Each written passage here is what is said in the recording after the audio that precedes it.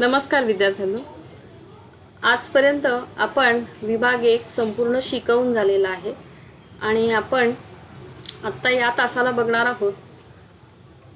पहिला जो काही विभाग आहे तो शिकून झालेला असल्यामुळे आता नवीन विभागाला सुरुवात करण्याच्या ऐवजी आपण काय करणार आहोत, एक तुमची छोटीशी परीक्षा मी पुढच्या तासाला तुमची घेणार आहे. पण त्याआधी आपल्याला प्रश्नपत्रिकेचं स्वरूप कसं असतं ते माहीत नाही आहे, तर ते आधी आपण समजून घेऊया. कारण आत्तापर्यंत 8वीला तुम्ही काय केलेलं आहे, प्रश्नपत्रिका सोडवलेली आहे. मग प्रश्नपत्रिका कशी सोडवलेली आहे, तर विचारलेले जे काही प्रश्न असतात एका वाक्यात उत्तरं द्या, थोडक्यात उत्तरं वगैरे द्या, अशा पद्धतीची केवळ पाठांतर करून त्या प्रश्नांची उत्तरं तुम्ही लिहिलेली आहेत. पण आता काय झालेलं आहे, प्रश्नपत्रिकेचं स्वरूप जे आहे ते तुमचं 9वी 10वीचं बदललेलं आहे. तर जे जसं 9वीला आहे तसं स्वरूपाचं 10वीला सुद्धा असणार आहे. त्यामुळे तुम्हाला दोन्ही वर्षी उपयोगी पडेल हे प्रश्नपत्रिकेचं स्वरूप. त्यामुळे तुम्ही ते नीट समजावून घ्या की जेणेकरून तुम्हाला तुमच्या अभ्यासाचं व्यवस्थित नियोजन करता येईल. कोणत्या प्रश्नासाठी किती गुण आहेत ते आपल्याला यातून कळणार आहे आणि किती गुणांसाठी किती वेळ आपल्याला जो आहे 3 तासाचा वेळ जो असतो, 80 गुणांची आपली लेखी परीक्षा होणार आहे, तर किती प्रत्येक उतारा जो असतो या ठिकाणी आपल्याला उतारे दिलेले असतात आणि आकलनावर आधारित अशी ही स्वरूपकृती आपल्याला दिलेली असते. आपल्याला किती आकलन झालेलं आहे याचा आपल्याला याच्यामध्ये अभ्यास करायचा आहे. तर त्यामुळे तुम्ही जो काही पाठ्यांश आहे त्याचं आकलनावर आधारित अशा या वेगवेगळ्या आपल्याला प्रश्नपत्रिकेमध्ये कृती दिल्या जातात. तर त्यामुळे तुम्हाला अभ्यासाचं नियोजन करणं, वेळेचं नियोजन करणं हे तुम्हाला सोपं जावं म्हणून तुम्हाला प्रश्नपत्रिकेचं स्वरूप माहीत असणं गरजेचं आहे. तर आपण आज प्रश्नपत्रिकेचं स्वरूप आहे ते समजावून घेऊया. बघा, आपली प्रश्नपत्रिका असणारे एकूण 80 गुणांची लेखी परीक्षा आपली होणार आहे. तर यामध्ये तुमचे प्रश्नपत्रिकेमध्ये 5 विभाग असतो. पहिला विभाग असतो जो गद्य विभाग, दुसरा पद्य विभाग, तिसरा स्थूल वाचन, चौथा भाषा अभ्यास आणि 5वा असतो तो उपयोजित लेखन. असा एकूण 80 गुणांचा तुमचा लेखी परीक्षेचा पेपर असणार आहे. तर गद्य विभाग आहे, तर गद्य विभाग जो आहे तो एकूण 18 गुणांसाठी विचारला जातो. त्यानंतर पद्य विभाग 16 गुणांसाठी, स्थूल वाचन 6 गुणांसाठी आहे, भाषा अभ्यास 16 गुणांसाठी, उपयोजित लेखन 24 गुण, असे एकूण 80 गुणांची तुमची लेखी प्रश्नपत्रिका असते, कृतीपत्रिका असते. तर या कृतीपत्रिकेमध्ये गद्य विभाग जो आहे तो एकूण आहे 18 गुणांचा. तर या ठिकाणी तुम्हाला अ, आ, ई असे 3 भाग असतात. अ मध्ये जो असतो उतारा तो तुमचा पठित उतारा असतो, म्हणजे पाठ्यपुस्तकातला उतारा असतो 7 गुणांसाठी. आणि दुसराही जो उतारा असतो आ मधला तो सुद्धा 7 गुणांसाठी विचारला जातो. आणि तिसरा जो असतो तो अपठित उतारा जो फक्त 4 गुणांसाठी असतो. तर आता जो अ मधला जो उतारा असतो, अ आणि आ यासाठी जी 7 गुणांची विभागणी केलेली आहे ती कशी आहे ती पाहून घेऊया आपण. या ठिकाणी पहिला जो आहे ती आकलन कृती 2 गुणांसाठी, दुसरी सुद्धा आकलन कृती 2 गुणांसाठी, म्हणजे त्या ठिकाणी चौकटी दिलेल्या असतात आणि ते विचारलेल्या प्रश्नांची उत्तरं आपण त्या ठिकाणी तर चौकटीमधनं व्यवस्थित उत्तरं शोधून, उत्तरं त्याच उतार्यामध्ये असतात ते आपण शोधायची आहेत आणि त्या योग्य चौकटीमध्ये ती उत्तरं लिहायची आहेत. त्यानंतर तिसरा जो असतो तो स्वमत 3 गुणांसाठी. त्या ठिकाणी तुम्हाला तुमच्या विचारांना वाव दिलेला असतो आणि या ठिकाणी आपण आपल्या मनाने त्या ठिकाणी स्वमताचं जे उत्तर असतं ते तुम्ही लिहायचं असतं आणि त्याला एकूण गुण असतात 3. आणि त्यानंतर अ आणि आ साठी 7-7 गुणांचं म्हणजे 7-7 गुणांचा म्हणजे 14 गुणांचं या ठिकाणी आपलं गद्य. आणि एक असतो तिसरा उतारा जो असतो तो अपठित असतो, जो पाठ्यपुस्तकातला नसतो आणि त्याच्यासाठी गुणविभागणी आहे ती फक्त आकलन कृतीच असते. या ठिकाणी स्वमत विचारलेलं नसतं. याची उत्तरं तुम्हाला त्याच उतार्यामध्ये सापडणार आहेत. त्यामुळे तो उतारा आपण नीट वाचायचा आहे आणि 2-2 गुणांच्या या आकलन कृती सोडवायच्या आहेत. पुढचा विभाग आहे दुसरा विभाग पद्य विभाग. एकूण गुण आहेत 16.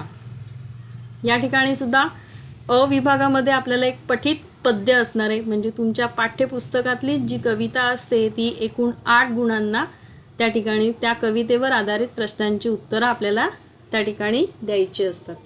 तर या ठिकाणी सुद्धा 2 आकलन कृती आहेत, 2-2 गुणांना म्हणजे 4 गुणांना.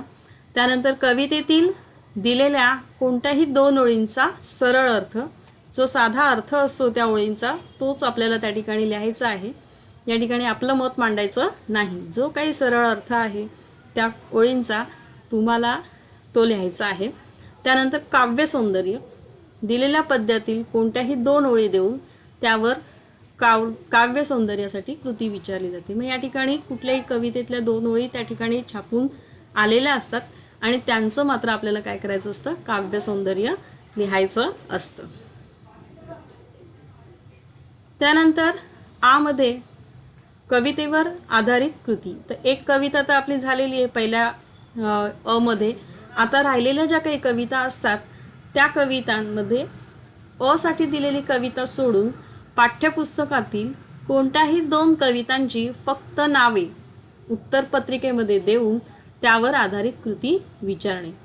म्हणजे एक कविता तर आपली अ मध्ये झालेली, पण इतर ज्या काही राहिलेल्या कविता आहेत त्यापैकी कोणत्याही 2 कवितांची फक्त या ठिकाणी आपल्याला काय देणार आहेत, नावं दिलेली असणार आहेत.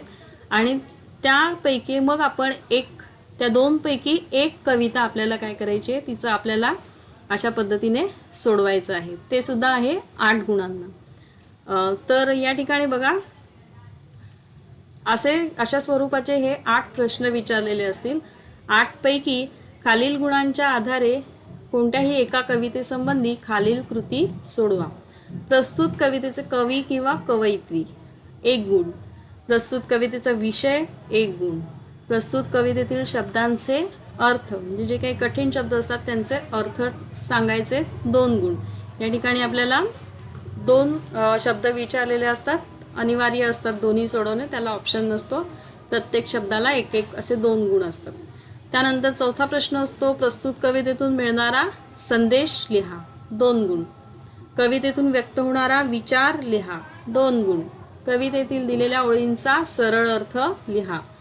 त्यानंतर प्रस्तुत कविता तुम्हाला आवडण्याचे व न आवडण्याचे कारण लिहा. आवडली असेल तर का, नसेल आवडली तर त्यात काय कारण आहे ते कारण त्या ठिकाणी लिहायचं. तर 4 गुणांसाठी वरीलपैकी कोणत्याही कृती विचारल्या जाऊ शकतात. प्रत्येक कृती 1 किंवा 2 गुणांचीच असते. म्हणजे या ठिकाणी जी काही कृती दिलेली असते ती 1 किंवा 2 गुणांची असते, अर्ध्या गुणांची नसते. तर 4 गुणांसाठी कोणत्याही कृती आपल्याला विचारल्या जातील. या 8 पैकी कोणत्याही 4 कृती आपल्याला विचारलेल्या असतील एकूण 4 गुणांसाठी. यापैकी 1 गुणांच्या 2 कृती किंवा 2 गुणांची 1 कृती किंवा 2-2 गुणांच्या 2 कृती विचारल्या जाऊ शकतात. त्यानंतर काव्यपंक्तीचं रसग्रहण. आता 2 कविता आपल्याला आ मध्ये झालेल्या आहेत, पहिली कविता अ मध्ये झालेली आहे. आता या ठिकाणी अ आणि आ साठी दिलेल्या कविता सोडून ज्या काही राहिलेल्या कविता आहेत पाठ्यपुस्तकामध्ये समाविष्ट असलेल्या पद्यांपैकी कोणत्याही एका कवितेतील रसग्रहणास अनुकूल अशा 2 किंवा 4 ओळी कृतीपत्रिकेमध्ये दिल्या जातात. आता राहिलेल्या ज्या काही कविता असतील त्याच्यातल्या 2 ते 4 ओळी आपल्याला त्या ठिकाणी दिलेल्या असतात आणि त्या कवितेच्या ओळींचं आपल्याला काय सांगितलं जातं की दिलेल्या काव्यपंक्तीचं रसग्रहण करा आणि त्याला एकूण गुण आहेत 4. तर या ठिकाणी पद्य विभाग संपलेला आहे आणि आता तिसरा विभाग आहे तो स्थूलवाचन विभाग 3. या ठिकाणी सुद्धा 6 गुणांसाठी स्थूल वाचनाचं असतं. त्यानंतर प्रत्येकी 3-3 गुणांच्या 2 कृती या ठिकाणी विचारलेल्या असतात. स्वमत अभिव्यक्तीवर आधारित 3 कृती, म्हणजे या ठिकाणी तुम्हाला स्वमतावर आधारित असेच प्रश्न असतात, आकलन कृती या ठिकाणी नसते. तर जो स्थूल वाचनाचा आपण अभ्यास केलेला त्यावर आपल्याला स्वमत या ठिकाणी विचारलेलं असतं. तर एकूण 4 स्थूल वाचन आहे, तर 4 पैकी आपल्याला 3 विचारलेले असतील. 3 पैकी पण आपण काय करायचे, 2च सोडवायचे आहेत. तर स्वमत अभिव्यक्तीवर आधारित 3 कृती दिल्या जातात, त्यापैकी 2 कृती सोडवणं अपेक्षित असतं. त्यानंतर आहे विभाग 4 भाषा अभ्यास. एकूण गुण आहेत 16. व्याकरण घटकावर आधारित कृती 8 गुण. याच्यात अ मध्ये आपल्याला 16 गुणांची विभागणी कशी असते, तर अ मध्ये आपल्याला 8 गुणांसाठी वेगवेगळ्या कृती दिलेल्या असतात. तर आपण आता 9वीला जे काही व्याकरण आपल्याला अभ्यासाला आहे ते, 10वीला असेल तर 10वीचा जे काही अभ्यास असेल, व्याकरण तुम्हाला असेल तर त्यावर आधारित ह्या कृती असणार आहे. स्वरूप मात्र 9वीला आणि 10वीला अशाच पद्धतीचं असणार आहे. तर अ व्याकरण घटकावर आधारित कृती गुण आहेत 8. त्यामध्ये तुम्ही आता 9वीला शिकलेला आहात अलंकार, रूपक, व्यतिरेक, दृष्टांत आणि चेतन गुणोक्ती हे 4ही अलंकार जे आहेत 2 गुणांना त्या ठिकाणी विचारलेले असतील. 4 पैकी कुठलेही एक विचारलं असेल आणि त्यावर आपल्याला फक्त 2 गुणांसाठी अलंकार विचारलेले असतील.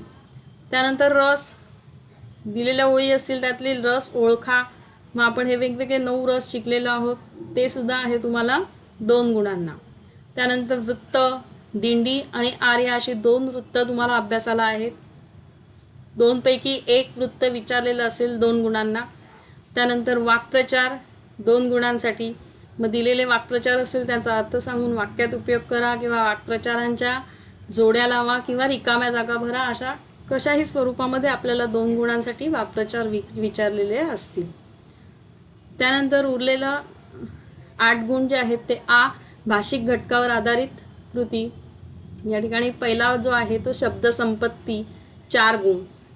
समानार्थी शब्द, विरुद्धार्थी शब्द, एक वचन, अनेक वचन, वचन बदला, वचन ओळखा, शब्दसमूहाबद्दल एक शब्द लिहिणे, 3 पैकी 2 सोडवणे अपेक्षित.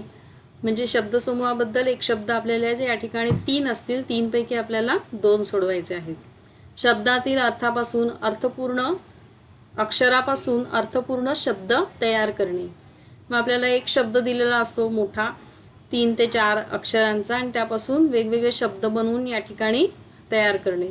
तर कोणत्याही 4 घटकांवर प्रत्येकी 1 गुणांच्या 4 कृती या ठिकाणी विचारल्या जातात. म्हणजे या ठिकाणी जे 5 आहेत ते अ ब क ड इ हे जे काही 5 आहेत त्या 5 पैकी आपल्याला 4 विचारलेल्या असतात आणि त्या आपण 4ही कृती सोडवायच्या असतात. त्यानंतर लेखन नियमानुसार लेखन हे असतं 2 गुणांना. एकच शब्द जो लेखन नियमानुसार अचूक असेल 6 शब्दांपैकी 4 शब्द सोडवणे अपेक्षित असतं. म्हणजे या ठिकाणी तुम्हाला 6 शब्द दिलेले असतात, त्यापैकी आपल्याला 4 शब्द अचूक जे आहेत ते ओळखून लिहायचे असतात. अचूक शब्द ओळखा. कोणतेही 6 शब्द प्रत्येकी 4 पर्याय दिलेले असतात. किंवा लेखन नियमानुसार लेखन नसेल तर वाक्यातील लेखन नियमानुसार चुकीचे शब्द ओळखून दुरुस्त करा. प्रत्येक वाक्यातील 2 शब्द लेखन नियमानुसार चुकीचे असतील अशी 4 वाक्य दिली जातात आणि त्यापैकी 2 सोडवणं. तर असे या प्रश्नाचं स्वरूप असतं. त्यानंतर आहे तिसरा विरामचिन्ह 1 गुण. योग्य विरामचिन्ह वापरा. एक वाक्य दिलेलं असतं नुसतंच, त्याच्यामध्ये विरामचिन्ह नसतात, आपण मात्र ती काय करायची त्या ठिकाणी वापरायची असतात. किंवा तक्ता दिलेला असतो, एका ठिकाणी चिन्ह दिलेलं असतं, मग आपण ओळखून त्या ठिकाणी ते कुठलं चिन्ह आहे ते लिहायचं.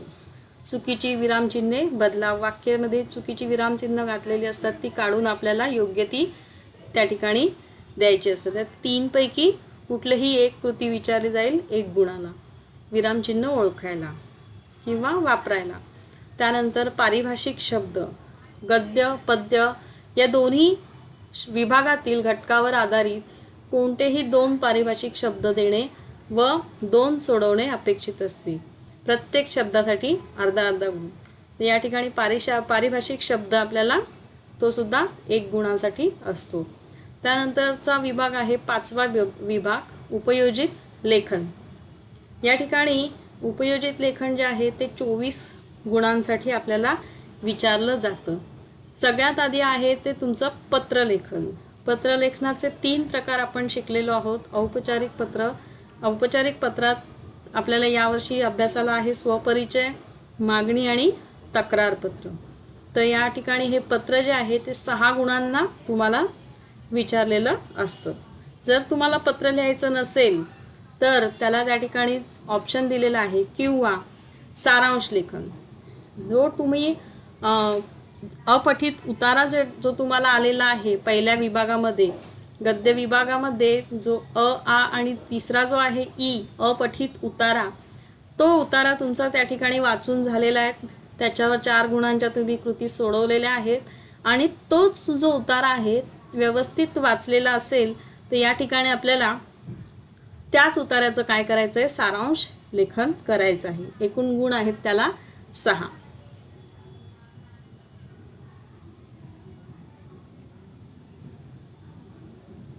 आ मध्ये आपल्याला उपयोजित लेखनामध्ये विचारणार आहेत. या ठिकाणी आपण 5 घटक या ठिकाणी तुम्हाला शिकवलेले आहेत किंवा अभ्यासाला आहेत. कथालेखन, जाहिरात लेखन, मुलाखत लेखन, संवाद लेखन आणि वृत्तांत लेखन. हे जे काही आपण शिकलेलं आहे 60 ते 90 शब्दामध्ये आपण हे सगळं लिहायला शिकलेलो आहोत किंवा तुमचा अभ्यास झालेला असेल. तर कृतीपत्रिकेमध्ये या 5 पैकी 3 घटकावर आधारित कृती दिलेल्या असतील. 5ही देणार नाही. 5ही पैकी किती दिलेले असतील, फक्त 3 दिलेले असतील. तर त्या 3 घटकावर आधारित कृती दिल्या जातील. त्यापैकी 2 कृती आपल्याला सोडवायच्या आहेत. म्हणजे समजा आपल्याला कथालेखन आलेलं असेल, जाहिरात लेखन आलेलं असेल आणि मुलाखत लेखन प्रश्नपत्रिकेमध्ये आलेलं असेल, तर हे 3च आलेले असतील. 3वर आधारितच आपल्याला कृती आलेली असतील. संवाद लेखन नसेल आणि वृत्तांत लेखन नसेल. तर आता आपल्याला कथालेखन येत असेल तर कथालेखन, जाहिरात लेखन येत असेल तर जाहिरात लेखन, मुलाखत लेखन लिहायची गरज नाही. म्हणजे 3 पैकी कोणतेही 2 जे विचारलेलं असेल त्या कृतींपैकी कोणतेही 2 आपण सोडवायचे आहेत. प्रत्येकाला गुण आहेत 5-5. म्हणजे कथा लिहिली तर कथालेखनला आहे 5 गुण, जाहिरात लेखन 5 गुण. हे प्रत्येकी 5 गुणासाठी आपल्याला विचारलं जाईल. तर या ठिकाणी अ विभाग जो आहे तो आपण झालेला आहे. एक तर पत्र लिहा किंवा सारांश लेखन लिहा 6 गुणांसाठी. आ मध्ये आपल्याला 3 कृती विचारलेल्या असतील. 3 पैकी कोणत्याही 2 सोडवायच्या आहेत 10 गुणांसाठी. त्यानंतर आहे लेखन कौशल्य. लेखन कौशल्यामध्ये 100 ते 120 शब्दामध्ये आपण वेगवेगळे निबंधाचे जे काही प्रकार आहेत ते आपल्याला या ठिकाणी सोडवायचे आहेत. एकूण गुण आहेत 8. प्रसंगलेखन, आत्मकथन आणि कल्पना विस्तार. कृतीपत्रिकेमध्ये 3ही घटकांवर आधारित कृती दिल्या जातील. या ठिकाणी आपल्याला मात्र 3च्या 3ही आपल्याला प्रश्न दिलेले असतील आणि त्या 3 पैकी मात्र आपण एकच सोडवणं अपेक्षित आहे. 3 पैकी एकच फक्त गुण आहेत 8. वेळ घालवायचा नाही आहे की मला हे पण येतं आणि ते पण येते म्हणून मी हे अर्ध लिहिलं आणि ते अर्ध लिहिलं आणि मग काय होतं आपल्याला गुण मिळत नाहीत व्यवस्थित. तर यातला जो काही चांगला अभ्यास, जो प्रकार आपल्याला चांगला येत असेल त्याचा आपण अभ्यास करायचा आहे आणि एकूण 8 गुणांना हा प्रश्न व्यवस्थित सोडवायचा आहे. तर अशा पद्धतीचं हे 80 मार्काचं आपलं घटकनिहाय गुणविभाजन जे आहे ते आज आपण पाहिलं. आता पुढच्या तासिकेला मी तुमची एक छोटीशी 50 मार्काची 40 किंवा 50 गुणांची आपण एक परीक्षा घेऊया. तोपर्यंत तुम्हाला गृहपाठ काही नाही आहे. दिलेला जो काही पहिला विभाग आहे त्या पहिल्या विभागाचा तुम्ही व्यवस्थित अभ्यास करायचा आहे आणि पुढच्या आठवड्यात आपण छोटीशी परीक्षा घेऊया. धन्यवाद.